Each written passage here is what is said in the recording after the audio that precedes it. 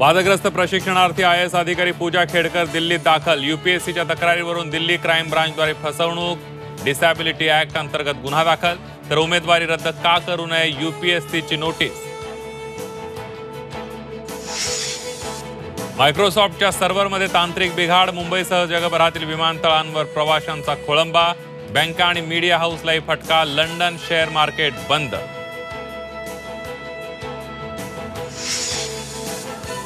विशाळगडावरील अतिक्रमण हटवण्याच्या कारवाईला हायकोर्टाकडून स्थगिती। भर पावसात बांधकामावर हातोडा कशासाठी, हायकोर्टाचा सरकारला सवाल। इंग्लंडवरून आणलेली वाघनखं आणि शिवकालीन शस्त्र संग्रहालयाचं मुख्यमंत्री उपमुख्यमंत्र्यांच्या हस्ते उद्घाटन। साताऱ्यामध्ये शिवशस्त्र शौर्य गाथा कार्यक्रम।